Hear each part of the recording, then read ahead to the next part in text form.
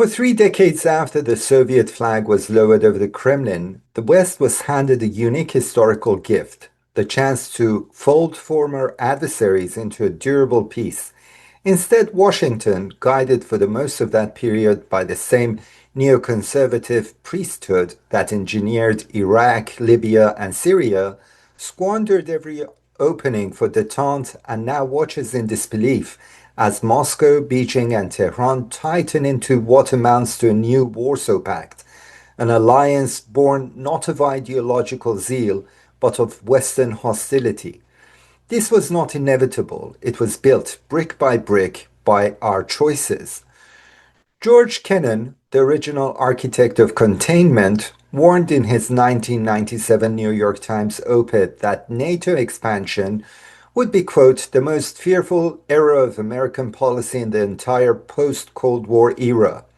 NATO expanded anyway, 5 times, right up to Russia's front door.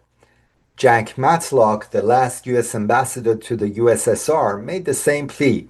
Henry Kissinger, in a 2014 Washington Post piece, warned that turning Ukraine into a Western Russian front line would guarantee confrontation, not resolution.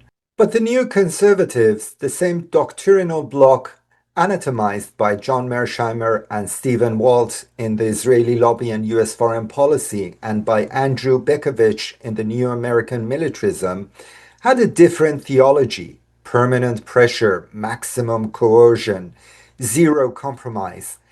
They wrecked every détente channel: the ABM treaty torn up, the INF treaty torn up, the JCPOA shredded, even though US intelligence, IAEA reports, and even CIA briefings to the Congress confirmed Iran's compliance.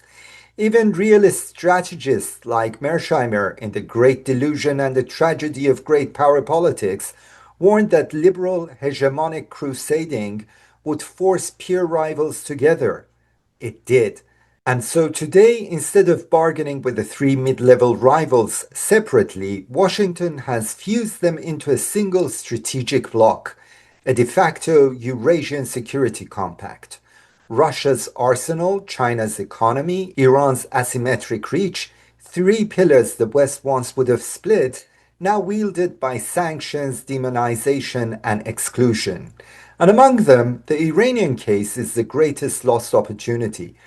For 20 years after 9/11, polls by Pew, Gallup, and Work cited in Valley Nasr the Shia revival showed that Iranian society, not its state, was the most culturally pro-Western population in the Middle East.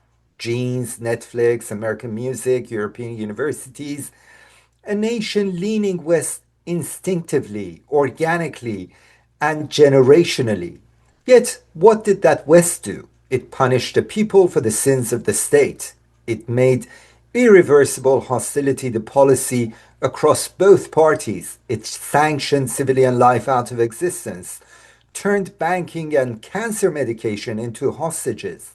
Each time Iran opened the door, 2003 Grand Bargain, the Rouhani-Obama channel, the JCPOA, the neocons slammed it shut. As Trita Parsi documents in Losing an Enemy, reapproachment was not defeated by Tehran's radicals. It was killed in Washington and Tel Aviv by design.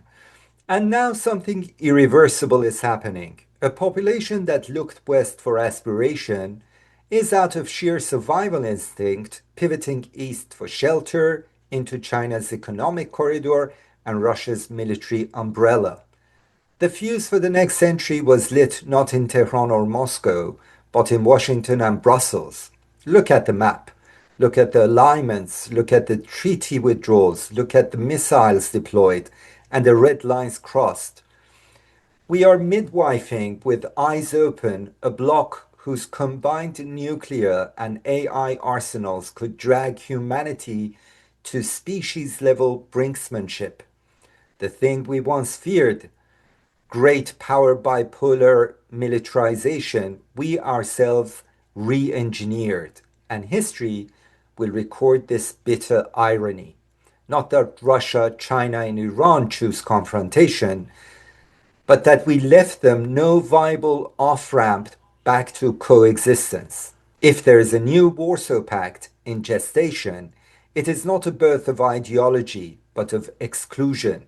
And when the consequences detonate economically, technologically, or even nuclearly, it will not matter which capital lit the last match.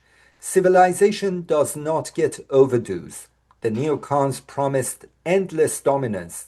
They delivered strategic encirclement of us by our own design, and their victory may yet become our extinction.